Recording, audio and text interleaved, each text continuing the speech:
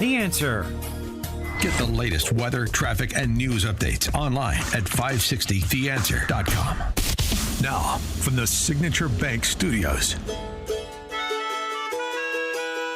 If you're looking for the latest news, insight into what it means, and the sharpest opinion, there's only one station in Chicago where you can turn, and it's this one. We're AM 560. The Answer. Top of the morning, Dan and Amy. Treasury Secretary Scott Bessent has been one of the main spokeshumans for the administration when it comes to explaining to the investotainment folks at CNBC and the rest of the nation, for that matter, what the game plan here is with the Trump administration, both on the spend side as well as on the trade side. He was at it again. One of the reasons I came out from behind my desk and asked President Trump if I could join the campaign, then when he asked me to be in the cabinet, was because I was so alarmed by this high level of government spending. We've never seen anything like this. Highest level ever when we weren't in a war or in a recession. So the Biden administration relied on this blowout spending. Back to the mainstream media. No one criticized it when they were doing it because it was for the great and the good. It was for green programs. It was for this. It was for overseas engagement. Now what we're trying to do is do a course correction where we bring down the government, we deleverage the government and re-lever the private sector. And we're going to do that by cutting spending, the lowering interest. We'll get a natural lowering of interest rates. And then on the other side, as we re-lever the private sector, we plan to deregulate the banking system, which was one of the things I talked about at the Economic Club of New York last week. So as we allow as we unshackle a regulated banking system, they can lend to the private sector, and especially Main Street, which has been overlooked, so small regional banks, small banks, community banks. And so as the government comes down, the private sector will go up, government will shed excess labor, and there's plenty of it, and then the private sector will pick it up. That sounds good, I'm sure, to my friends at Signature Bank here in Chicago. In addition to a clean break from the philosophy of the previous administration, which, of course, nicely articulated by the big guy years ago, coming out of the Great Recession of 2008-2009, when he said, as vice president, we need to keep spending in order to prevent going bankrupt. Right. So, but the markets like the sugar high. They like the funny money. And so what is an investor to do in these volatile times? Tim Stearns is the president and founder of TJ Stearns in Arlington Heights. Also the host of Protect and Grow Chicagoland Retirement. That is Saturdays from noon to 1 p.m. on these airwaves. Tim, thanks for joining us. Appreciate it. Hey, Dan. Thanks for having me. So are you picking up what Bessent is laying down? Yeah, I am. I have 3 boys, and I coached all of them through their lives. And what I'm seeing is, a lot of people, when I coach them, when they're having problems in sports and that type of thing, I would tell them, get back to the fundamentals and remember what got you to where you are now. And so that's what I'm trying to explain to these investors who've been thinking that the market's going to always go up. And so I kind of came with some bullet points today about having success in the markets and getting back to the fundamentals. And what are some of those? I mean, some of them is ascertaining how much risk you actually have in your portfolio. I saw so many people who have been, sucked into the hype of the markets that they're always going to go up. They're always going to go up. But unfortunately, the markets are supposed to retract about on average every 7 years. And we've been really blessed with a great market, but the market does have ways to not reward foolish investors. Well, we've been blessed, but as we've talked about and has been much discussed over the last couple of years, the rally was driven by the Magnificent Seven. Yes. The market performance outside of those tech companies was not great. It was a real seeming imbalance in terms of growth and return in the market. I agree with you. And that's why I'm telling people make sure that you're diversified. You're rebalancing, avoiding overconcentration in volatile stocks like the Magnificent Seven.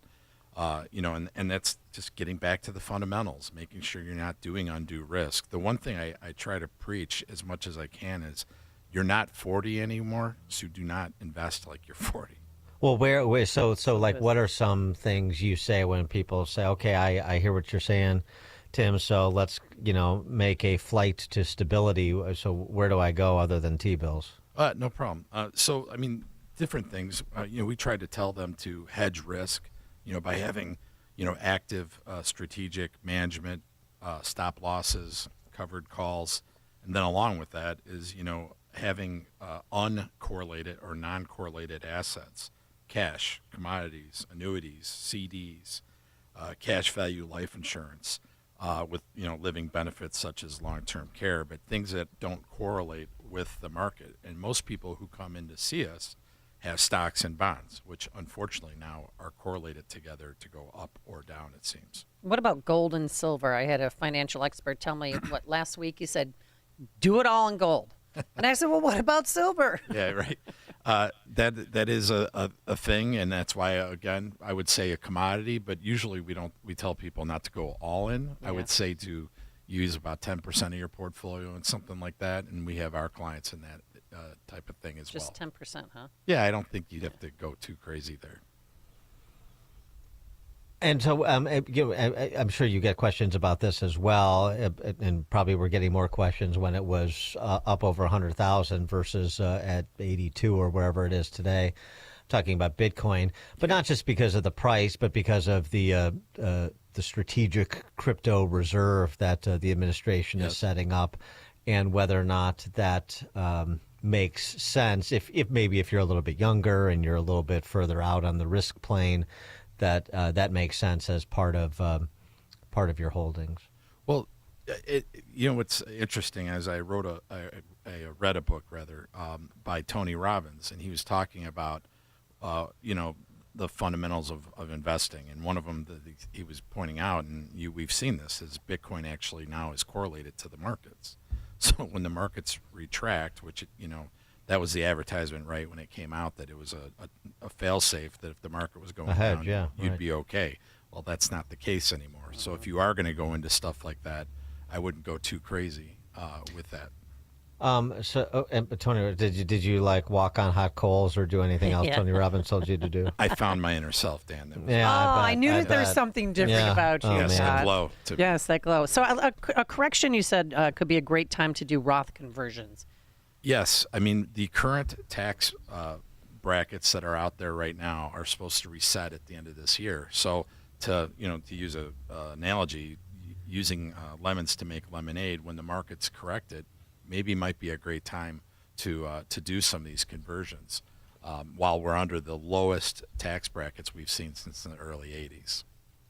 What about, if tariffs do, although we got a good print on inflation the other week, but if there is a bit of trade impasse that keeps prices artificially high, then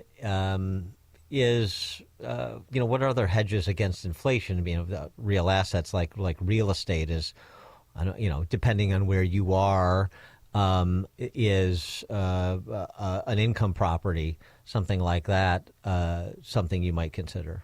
Right, and what if you're going to do something like that? I wouldn't become a land baron. I would, where you're having to deal with people as a landlord.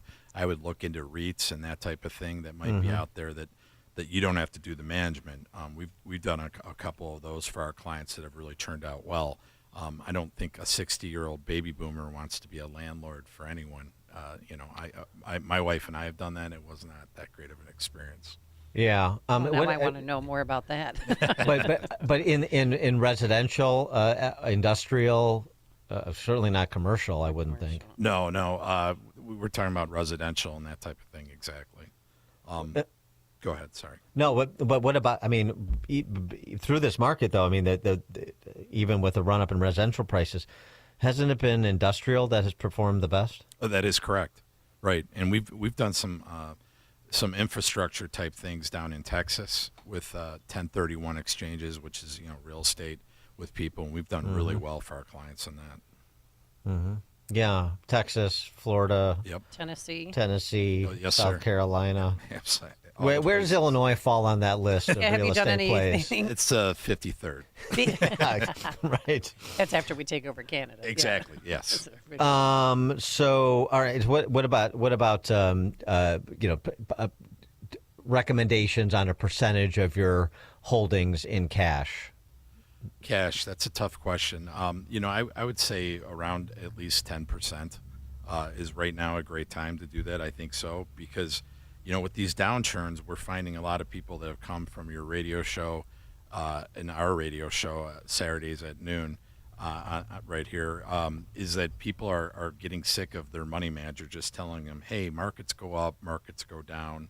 You just need to wait it out. Well, if I'm a baby boomer out there, I'm getting a little bit anxious seeing these markets react the way they are.